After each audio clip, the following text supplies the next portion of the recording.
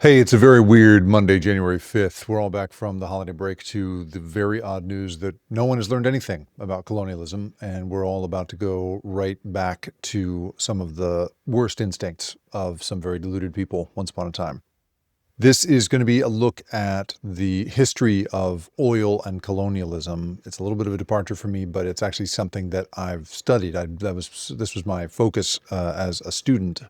And so I'm going to be breaking down for you why, when I hear these people in their suits and their ties talking about this time going to be different, that the United States is somehow going to improve another country by taking it over and taking advantage of its oil revenues, I don't hear a plan. What I hear is the opening chapters of a very old and very predictable financial tragedy.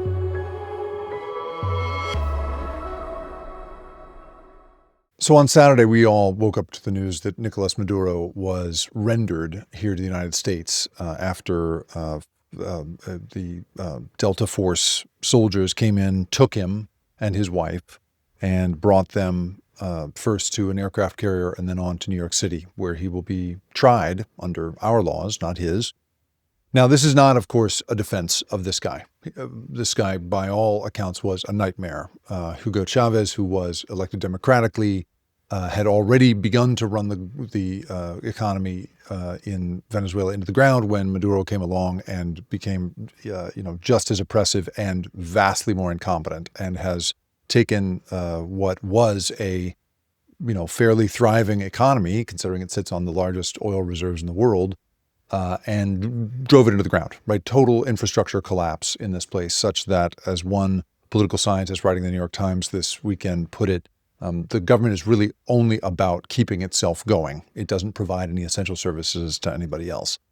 So when I look back at, the plea or the case that we've heard President Trump making here is that somehow, as he stood on the podium, gesturing at the people behind him, saying these guys are going to essentially run Venezuela from now on, he openly talked about what we typically don't hear about, which is the financial motivation for something like this. He talked again and again about the oil reserves that are available in Venezuela, and that U.S. companies being made, having the pavement made smooth for them into that country by American troops, will somehow bring riches to that country and presumably to, I guess, the United States, perhaps only to the president and his family personally. I don't really know what the plan is there, but I can tell you there is a long, long history of this going terribly, terribly wrong, and it being,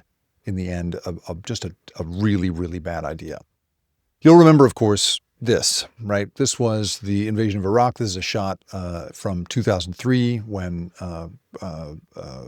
American troops were charged with, guarding the burning oil fields of Iraq. And this was, of course, pitched as a way of securing oil, stabilizing markets, and of course, the most public pitch being made was that we would reshape the region and make this a much more sort of democratic and stable environment. The reality, of course, was that we saw trillions, literally trillions, in war and veteran costs that are ongoing, right? Our entanglement was incredibly painful financially for the United States, and of course, did not result in any of the promised democratic reforms we were hoping for in Iraq. Iraq became, if anything, less stable than it had been under Saddam.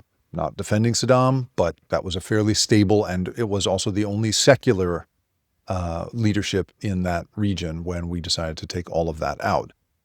In the end, even though it wasn't openly discussed that oil was the purpose of this invasion, it of course was. And for the cynical folks thinking that they would somehow take advantage of that, there was no oil windfall for the U.S. Treasury. It did not work in creating a stable, America-friendly oil market. Instead, here in the United States, we had enjoyed much, much higher deficits because of the war spending we had to undertake, and there were zero price controls imposed. We did not gain any kind of leverage over the world oil markets in the end. And so we didn't take Iraq's oil. We just took on the incredible expense of operating there. We essentially took on Iraq's, the costs of Iraq, the bills of Iraq. That ended up being the thing. So that's the one that we here in the United States know best, right? Is that one? But the one that we know less well, I would argue, is the Suez crisis, in which we saw. Sorry, let's see here. Here we go. The Suez crisis. So back in the 50s, at the end of its colonial power, Britain saw Egypt suddenly nationalize the Suez Canal, creating national control for the first time over this very, very powerful oil choke point. It was the place through which so much moved. And as a result, Britain invaded along with Israel and created an effort to try to hang on to this very, very important part of what had been Britain's colonial access to oil. It created an absolute financial disaster for Britain. First of all, Britain very quickly figured out that it couldn't actually make this move unilaterally without the consent of the United States. And we did not approve. And as a result, Britain was humiliated on the world stage. They also wound up having to basically retreat under U.S. pressure. And all of it in the meantime created incredible costs that Britain could not handle. It led to a sterling crisis, a crisis in the value of the pound in England. And in the end, the International Monetary Fund had to bail England out. And the currency markets that were in charge of basically Britain's power at that time were really who held the power when it came to oil power, and the idea that Britain had that it would somehow, return to this kind of colonial footing and have some control through troops of this important asset turned out to not be affordable anymore. And historians really talk about this as being sort of the end of the colonial era of Britain as a power. Here's the port of Said being bombed at that time. Just a total disaster for Britain in thinking that it could go in and throw its weight around and hang on to this. Then there's another classic case. This one looks like it could be, anywhere in the world. Could be, this could be Venezuela. This could be Iraq. This was, in fact, Algeria, right? This is France going into Algeria. And this was another case in which a colonist, a colonial power, France, wanted to somehow keep Algeria, wanted to keep its oil, keep its territory, and France had all kinds of weird national prestige notions sort of built up in this. It created, of course, massive military spending. It created huge inflation back in France and created a total political crisis that collapsed the Fourth Republic in France. It was a total nightmare. And they treated Algeria as domestic infrastructure, right? But wound up paying enormous domestic prices for what was essentially a colonial war, and a very, very terrible one that killed hundreds of thousands of Algerians and tens of thousands of French troops. Nightmare. All right, last one is Nigeria, where the Netherlands, again, also a post-colonial country trying to hang on to its oil profits without a formal empire, tried to basically give carte blanche to its own companies to extract as much wealth as they possibly could from Nigeria's reserves of oil, and in the process created a disaster. This is some of the area that was environmentally destroyed, croplands turned into a sludgy nightmare by companies like Shell, who wound up the subject of big international outcry and, more importantly, big international lawsuits, which wound their ways into Dutch courts, wound up costing these companies an incredible amount of money, and created a huge reputational and financial blowback for the country at home.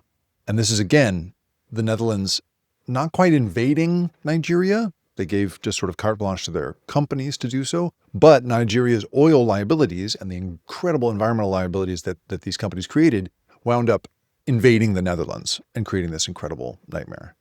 So what we're seeing here with the rendition of Nicolas Maduro and this crazy talk about somehow controlling Venezuela is what we clearly have not learned, what none of these guys standing behind Trump at the podium have learned, and certainly Trump himself doesn't seem to have, is that oil revenues only go one of two ways. They either stay local to the physical place they are in, or they go corporate.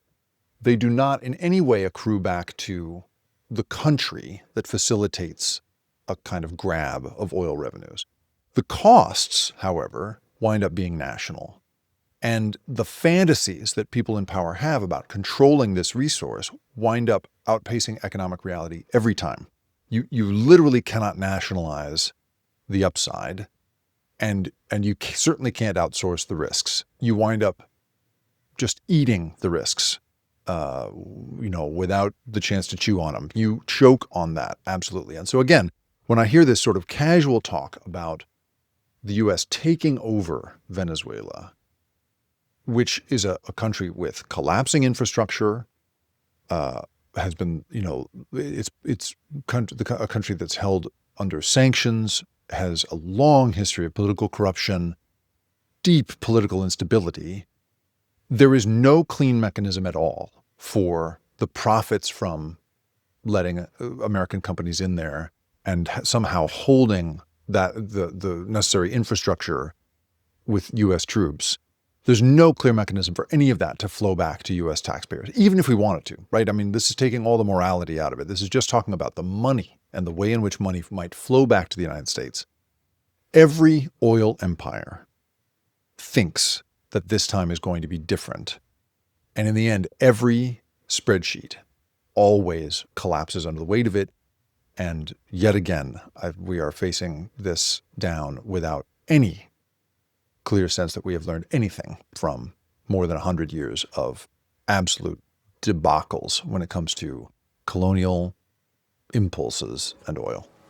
The Rip Current is produced and created by me, Jacob Ward. And if you liked this show and you want more content like this, go to theripcurrent.com, where I publish a weekly newsletter that covers these same sorts of stories of the big invisible forces that have us all in their grip. And if you want to really do me a favor, if you could go to where you have listened to this or watched it and like it, share it, or even better, review it. Holy cow, is that helpful? It's the best possible way for me to find a new audience. I really appreciate you being here. Thanks for listening.